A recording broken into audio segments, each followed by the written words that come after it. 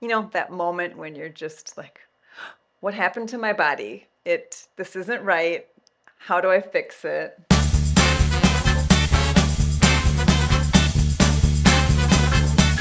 Hi, here we are. First thing I want to talk about is posterior tibialis tendinopathy, which is what you have going on right now. Posterior tibial muscle and its tendon, they run along the inside of the leg here, the lower leg.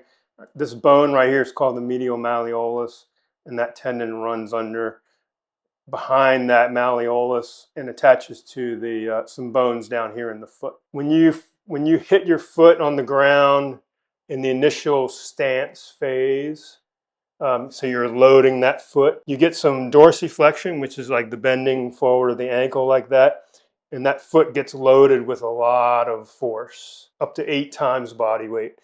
And what the foot wants to do is it wants to pronate, kind of flatten out, and absorb those forces against the ground that you're running on. And especially if you're on trails, those forces can be really significant. That initial stance phase, the posterior tibialis muscle and its tendon are going to attach to our arch of our foot.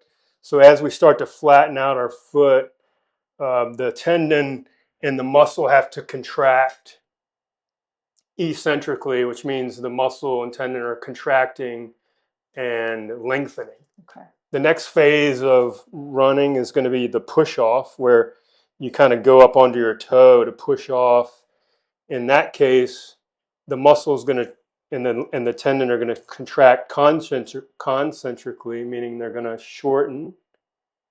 As that foot comes up, that shortening is going to create more of a rigid foot, so you have something to push off of. Okay. So just for me to understand it, I can walk at a brisk pace. There's no pain. But if I start that running movement, that's when I feel right through here a lot of tension and soreness. Yep. Does that make sense then? Because I'm not loading it as much or putting that intensity when walking, but running, there's so much more force. Yeah, It's it's just that why one. yeah, it's a higher speed movement Okay. than walking. And then, like I said, those forces are much, much greater on the tendon. Okay. What it needs to be to absorb those forces, it needs to be more stiff and stronger, I guess, is a good stiffness equals strength for tendons. So what would you recommend I could be doing to heal, but also strengthen my body so I don't have this chronic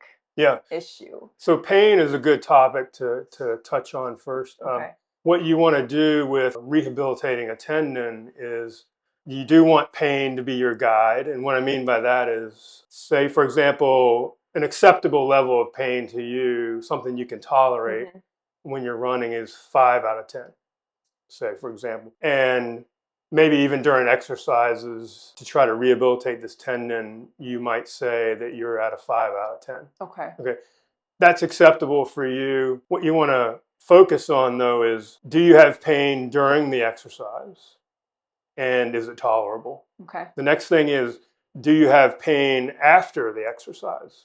Because sometimes when we exercise, especially initially, when we're exercising, it can actually feel better. It can make that tendon feel better. Right. But then the question to ask is, after I do the exercise, maybe an hour or two later or later that day, does that increase my pain above 5? Okay. Okay. And maybe you don't have any pain later that day. But then the next day, when you go to repeat these exercises again, or the day after, when you go to do those exercises again, now you're up to like a 6 or 7 out of 10. Okay. That would be more significant. That would be something that I would say means that you need to reduce the load, doing less repetitions, or it might be less resistance. Yeah, I was making the assumption that I shouldn't try running until there was zero pain associated with running, but you think a little bit of pain is okay. Yeah. I don't have to wait for that no pain. Exactly. Okay. You're going to have fluctuations in your pain and your ability to run, in your example.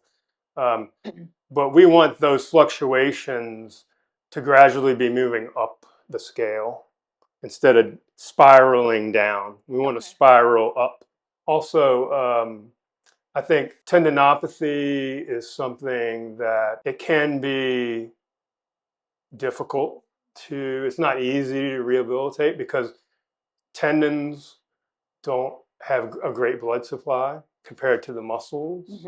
So they're a little bit slower to heal in general than, say, if you had a muscle strain that could heal a lot faster than a tendon injury. I've been told by massage therapists and physical therapists in the past that I have a very high pain tolerance. I won't realize I have a stress fracture or something like that. So then when something starts hurting, I get nervous because I'm like, well, how far past when I should have stopped am I now? Right.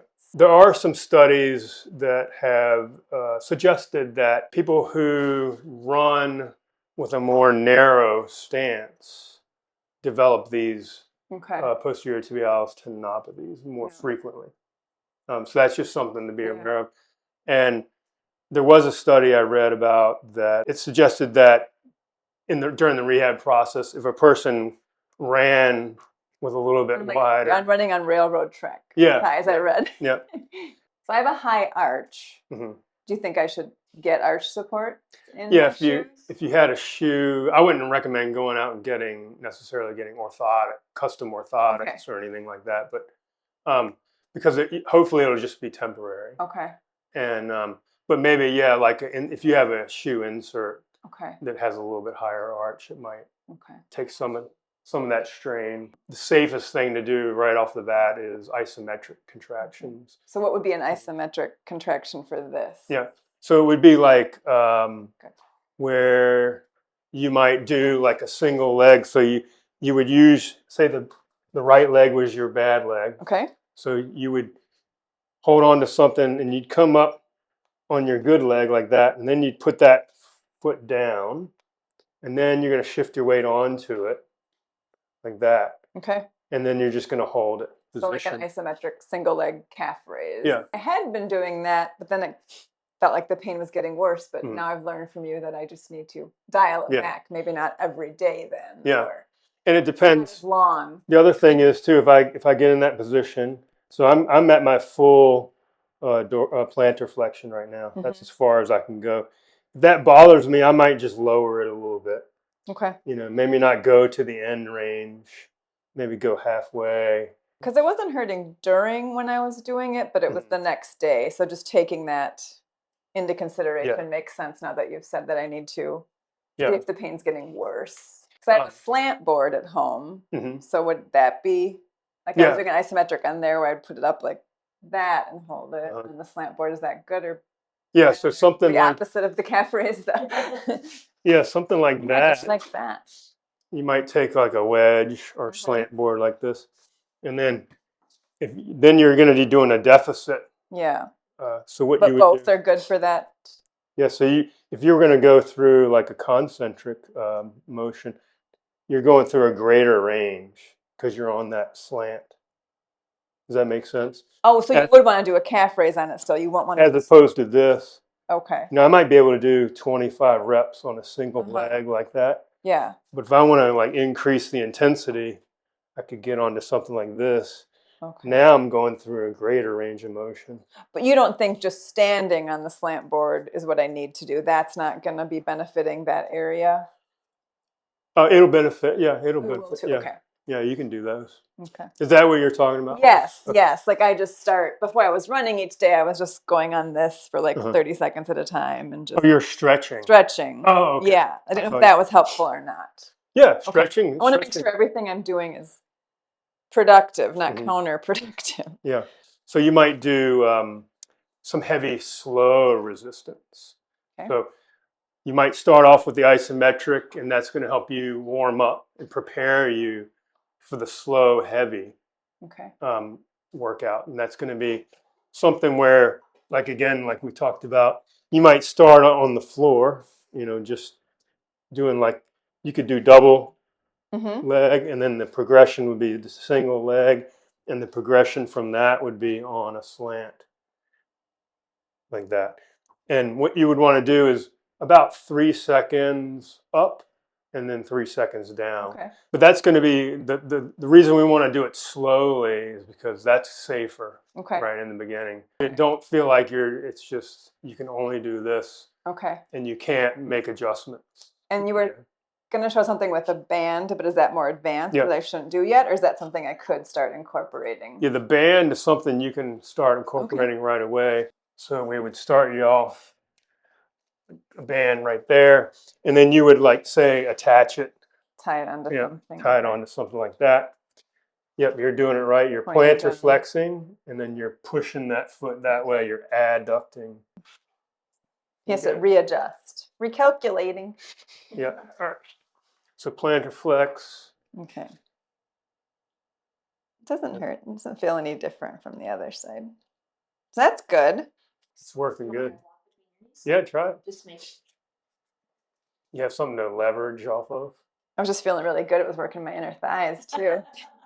So you got isometrics and then the heavy, slow resistance. Okay. The next thing you have to incorporate, and it's essential if you're wanting to return to sport. Okay. And that's going to be